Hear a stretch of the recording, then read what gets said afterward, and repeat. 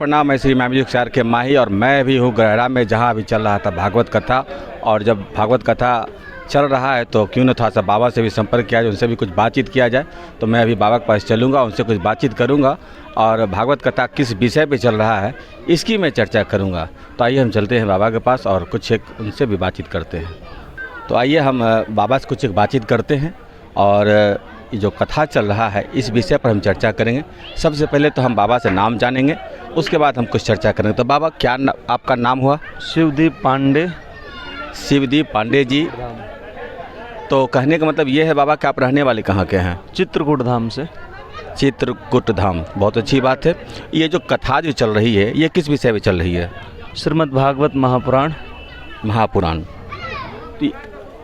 ये कितने दिनों कथा चल रहेगी? ये सप्ताह वाचनम कुरु, 7 दिन का कथा का। तो आज ये कौन सा भाग था? आज तीसरा दिन था, तृतीय दिवस आज संपन्न हुआ। तो अभी 4 दिवस और चलेगा। हाँ, चतुर्थ दिवस। कल भगवान का जन्म महोत्सव मनाया जाएगा और परसों बाल लीला, गोवर्धन पूजन और फिर नरसों कहिए तो रुक्मणी विवाह महोत्सव, और 22 तारीख को सुदामा चरित्र के साथ कथा को विराम दिया जाएगा। और इसमें आप सब यजमान परिवार, मिश्रा परिवार की तरफ से कहते हैं जीवन में हर उपलब्धियां तो प्राप्त की जा सकती हैं, पर संत समागम हरि कथा जग में दुर्लभ दोय, सुतदारा धन लक्ष्मी तो पापियों के घर होए। पापी से पापी व्यक्ति भी धन कमा सकता है, पर भगवान की कथा, भगवान का प्रेम ये सबके हृदय में, सबके अंदर नहीं मिल सकता है। ये तो भगवत कृपा जब होती है अनेक जन्मों की न, भाग्योदयन बहुजन्म समर्जते न सत्संगमम च लभते पुरुषो यदा वै। अनेक जन्मों के जब भाग्योदय होते हैं तब हमारे जीवन में भगवान की कथा और ऐसा शुभ समय उपस्थित हो पाता है। लोग दसियों वर्षों से तैयारी करते हैं, तैयारी करते करते चले भी जाते हैं, नहीं करा पाते हैं। ये तभी संभव हो पाता है जब ठाकुर जी की असीम अनुकंपा हमारे ऊपर होती है।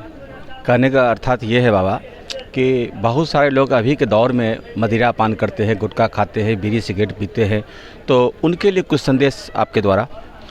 अभी कथा में भी यही सब्जेक्ट आया था। ये कलयुग का मूर्तिमान स्थान दिया गया है। द्यूतम पानम स्त्रिया सुन यत धर्मा चतुर्विधा। तो पानम पानम मदरा पान ही कहा गया है। मदरा पान अक्सर जो आता है तो अपने नंबर 2 की कमाई अपने माता पिता को जीवन में नहीं उपस्थित करनी चाहिए, क्योंकि जिस घर में नंबर 2 का धंधा होता है, नंबर 2 की कमाई आती है, उसी घर में सबसे ज़्यादा व्यसन आता है ये। और सबसे जितासनो जितश्वासो जित संगो जितेंद्रिया। हर माता पिता का कर्म है, धर्म है कि अपने बच्चों की संगति पर विशेष गौर करे, क्योंकि नशा सबसे पहले सान बनता है। 2 शब्द हैं, ना और सा। तो बड़ा सा और छोटा ना कर देंगे, पहले बनेगा सान। कोई भी नशा सान से आता है, शौक में, और फिर धीरे धीरे सान से वो नशा बन जाता है, और नशा के बाद फिर वो नाश बन जाता है। तो कोई भी नशा हो वो नाश की तरफ ले जाने वाला होता है। तो हमें हर प्रकार से नशा से मुक्त अपने समाज को उत्पन्न करना चाहिए, बनाना चाहिए। ये हमारे बुजुर्गों का, माता पिताओं का विशेष दायित्व भी है। अपने बच्चों की संगति पर ध्यान रखें, अपने घर में नंबर 2 के धन को आवागमन से रोकें। जब एक्स्ट्रा पैसा बच्चे के पास हिसाब नहीं लोगे, एक्स्ट्रा पैसा दोगे तो वो व्यसन करेगा, अपने मनमुखी बातें करेगा। इसलिए एक चीज़ और बाबा, अभी के युवा वर्ग को देखते हैं कि बात बात पे गुस्सा हो जाते हैं, माता पिता से लड़ जाते हैं, तो उनके लिए कुछ संदेश देना चाहेंगे आप? हमारे गुरुजी बड़ी सुंदर बात कहा करते थे। बोले सबसे बड़ी गलती क्या होती है कि हम किसी को सोए हुए नींद में जगाना भी ब्रह्म हत्या के बराबर माना गया है दोष। हम 3-3 साल के बच्चों को ज़बरदस्ती जगा के नहला के बैठा देते हैं, खाना पीना खिला के बोले चलो स्कूल। ये भी दोष लगता है, ब्रह्म हत्या के समान दोष माना गया है। कायदे से बालक जब तक सक्षम ना हो जाए 5 वर्ष तक का, तब तक उसको लाड़ दुलाड़ ही देना चाहिए। फिर अध्ययन, विद्या अध्ययन में आप अग्रसर करिए। दूसरा पर ये प्रभाव पड़ता हमारा खान पान। जो हम तामसी भोजन लेते हैं, क्रोधमय भोजन करते हैं, हमारे गुरुजी एक और भी बड़ी सुंदर बात कहा करते थे, हमें जीवन में देखना चाहिए जैसे 24 घंटे होते हैं तो कितने घंटे हमारा समय सत्संग में जाता है और कितने घंटे कुसंग में जाता है। यदि इस दृष्टि से देखा जाए तो पूरा दिन कुसंग में ही जाता है, तो जिसका ज़्यादा प्रभाव होगा उसका ज़्यादा असर भी रहेगा जीवन में।